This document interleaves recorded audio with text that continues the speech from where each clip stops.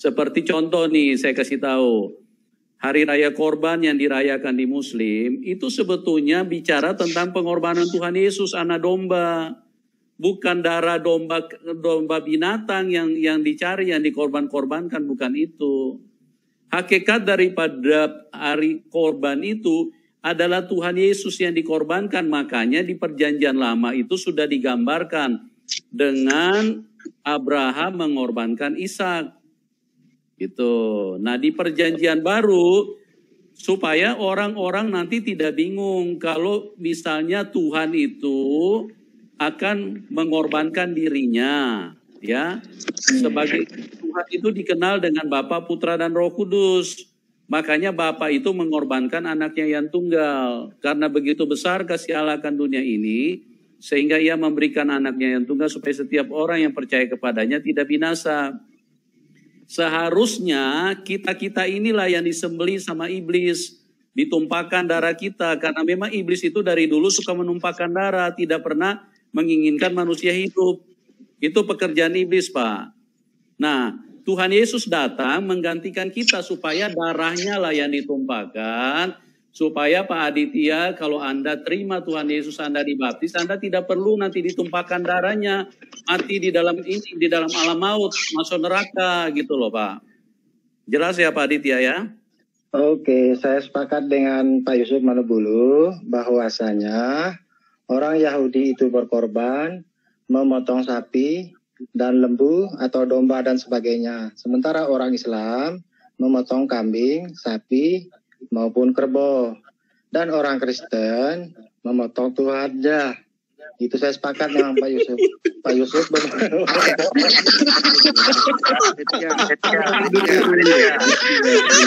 Astaga.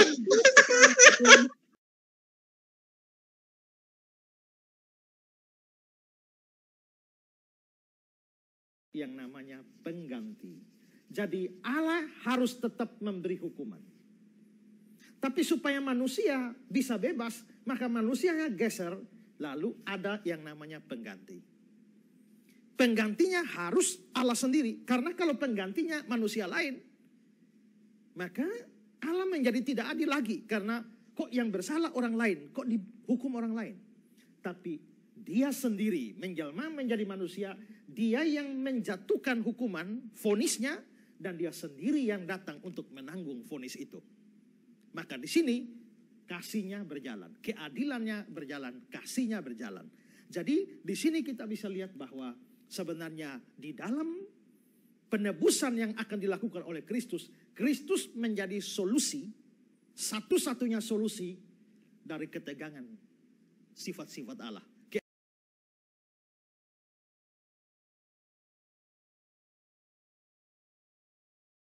Teman-teman Kristen sering mengatakan bahwa Muslim itu antikristus karena Muslim itu menolak penyalipan. Nah, jika ini yang menjadi dasar penuduhan kepada Muslim bahwa Muslim itu antikristus karena menolak penyalipan, maka justru Yesus adalah antikristus gitu. Kenapa? Karena Yesus pasti menolak menista God-nya Yesus. Mohon izin kepada teman-teman Kristen ini, mohon diperhatikan baik-baik ya, bahwa mengimani penyalipan itu adalah penistaan pada Tuhannya Yesus. Yang pertama, God-nya Yesus itu jadi sama seperti iblis yang ingin membunuh Yesus. Di Yohanes 8:40-44. Dan ayat ini seringkali dituduhkan kepada Islam bahwa Bapa segala penipu itu adalah katanya God-nya Yesus gitu loh. Dan ini kan bermasalah. Terus kemudian penyalipan juga penistaan pada God-nya Yesus karena mengatakan bahwa God-nya Yesus itu menjadi bodoh di 1 Korintus 1:18-25. Penyalipan adalah kebodohan dari God-nya Yesus. Terus yang ketiga, God-nya Yesus itu juga jadi ikutan melancarkan penipuan demi membunuh Yesus di Matius 26:4. Kalau di Quran surah ketiga ayat 54, Allah itu membalas tipuan orang jahat. Karena memang apa? Karena memang penipu itu tidak pernah jadi satu dengan Dia yang Maha Kuasa. Tidak pernah. Penipuan itu harus ditolak. Oleh karena itu, di Quran, Allah itu menghukum mereka, para penipu, dengan cara membalas tipuan mereka. Sementara kalau di Matius 26 ayat 4, penipuan orang-orang jahat itu menjadi dibenarkan atau bahkan didorong oleh God-nya Yesus.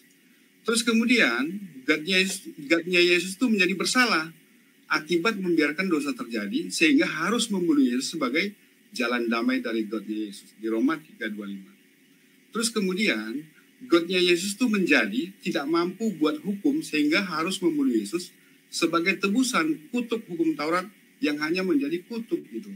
Sehingga kesimpulannya dari slide ini adalah jika Muslim itu dituduh antikristus karena menolak menuhankan Yesus, maka Yesus dan God-nya Yesus adalah antikristus.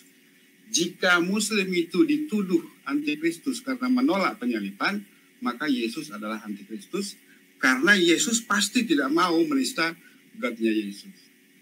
Lalu kemudian yang berikutnya, jika Islam itu antikristus, lalu mengapa justru Islam yang setia pada hukum yang terutama yang diajarkan oleh Yesus? Kita perhatikan hukum yang terutama ada 3 komponennya. Ini adalah kunci keselamatan, hukum tertinggi, tidak ada hukum lain selain ini. Inilah hukum tertinggi, ada 3 komponennya. Tuhan Allah kita, Tuhan itu Esa. Kasihilah Tuhan Allahmu, kasihilah sesama manusia, itu 3. Tapi bagi Kristen, hukum yang terutama ini menjadi dominan pada nomor 3, hukum kasih mereka bilang. Sementara Tuhan Allah kita, Tuhan itu Esa, itu menjadi Trinitas. Lalu kemudian kasihilah Tuhanmu, itu mereka bilang Taurat itu sudah tidak berlaku lagi. Sudah ditutup dengan penyaliban. Artinya apa?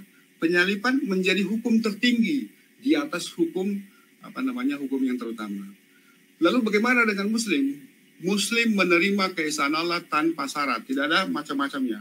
Satu, unik, tiada tara, tiada serupa, tiada sama. Lalu kemudian Muslim mengasihi Allah dengan berusaha mengikuti semua aturannya. Bahkan untuk sholat, rukun sholat pun harus benar. Mengikuti aturan, sukarela mengikuti semua aturan. Terus kemudian yang ketiga, kasih sesama manusia. Muslim berusaha beramal saleh dan kasih sesama sebagai jalan keselamatan. Muslim tidak diajari untuk mengimani penyaliban. Lalu kemudian bagaimana dengan Kristen? Kristen itu mengarang Trinitas dalam berbagai variasi. Artinya apa? Mereka itu berusaha menurunkan, mendegradasi God, satu-satunya God, yaitu God-nya Yesus, dan kemudian menaikkan Yesus gitu, menjadi sekutu atau menyingkirkan